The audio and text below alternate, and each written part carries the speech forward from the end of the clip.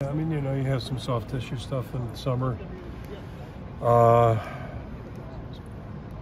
nothing I'm expecting to be a big challenge next week.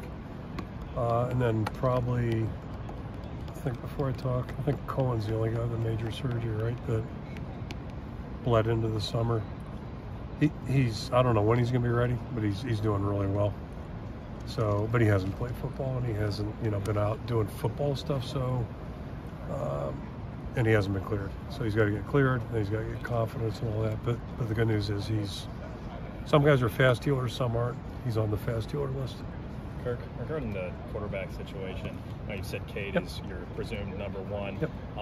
I guess, how are you approaching that going into camp? Are you telling Brendan or not just Brendan, but both of them it's a competition? And then, what was that conversation like with Brendan and Cade when you brought him in? Yeah, I didn't even have a conversation with Cade. I shouldn't assume things, but I am assuming things. I don't think Cade's worried. I think he's worried about getting healthy and playing.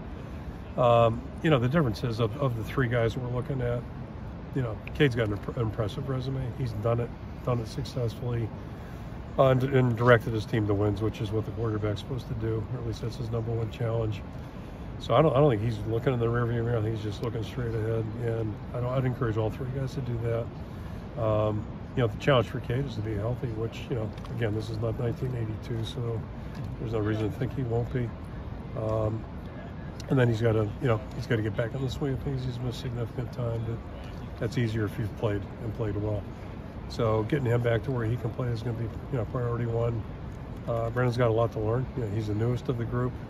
You could say that about Marco and Cade. I mean, back in February, it was all new to both those guys, all of us. So, but you know, he's been around, and I expect him to be a better player than he was last time we saw him.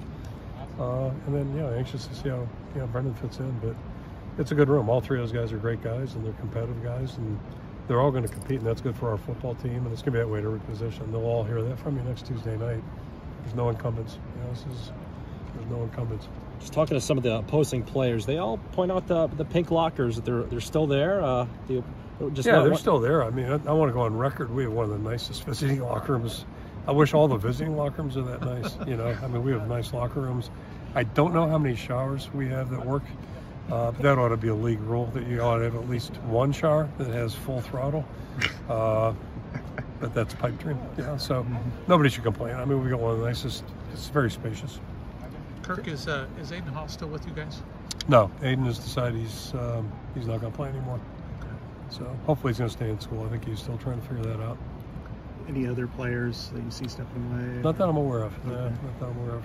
Yeah. And don't anticipate, but we'll see. On the depth chart today, a couple of things stood out. I mean, Bo Stevens is the number one left guard. Do you feel like he's the front runner at this point there? We'll see. I said earlier, you know, we had, in my mind, we might have 7 guys that are capable of starting, which would be great. I hope that's a true statement 3 weeks from now, 4 weeks from now. And then next thing is, you know, what are the best pieces and where do they fit best? And, you know, Nick's obviously a swing guy.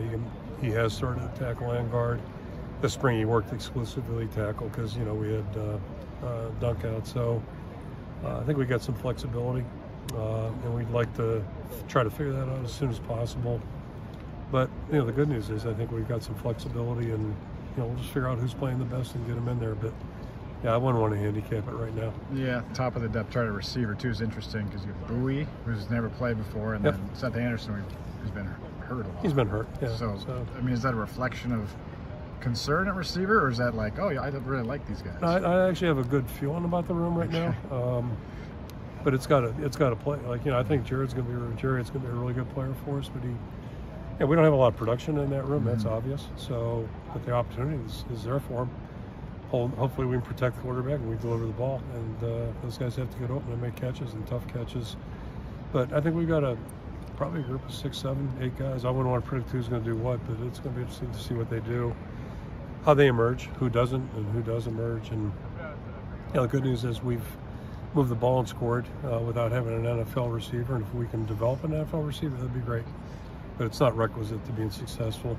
You know, I'll go back to 02. I don't know how many NFL guys we had then, but you know, so it's a matter of just putting the pieces together and everybody doing their jobs. But I like the way the guys have worked. I like the progress we saw in the spring. But that being said, we got a long way to go.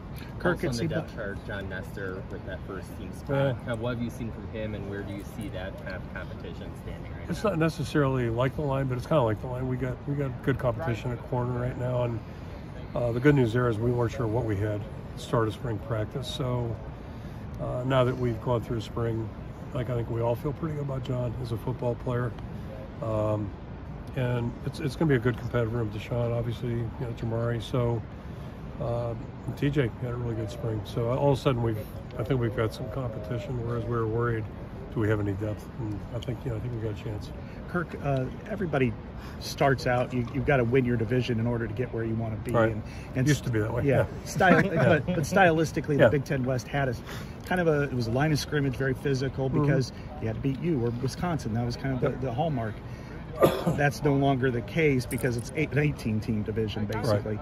Right. Has that changed any kind of thought process, way to attack, way to recruit, anything, because you're now an 18-team conference as opposed to a 17 division? Yeah, not really. I think the logistics of the play, the travel, those kinds of things are probably more impactful and important. Yeah, I don't think it's really going to impact the way we're thinking. We'll play the way we think is best for us to play. It gives us the best advantage of winning. And, all three phases are connected that way. And, other people do it the other way. And I made the example earlier, there's a reason Bob hired Mike Leach to go to Oklahoma. He had played against them, Kentucky.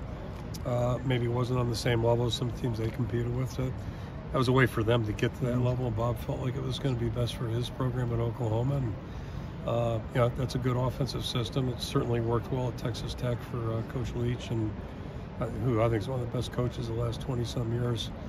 But, I guess my point there is it depends on where you're at and what can work for you and, what you have access to. So, I don't think it's more about the execution, having players that can do what you hope to do. Thoughts on your depth on the defensive line right now?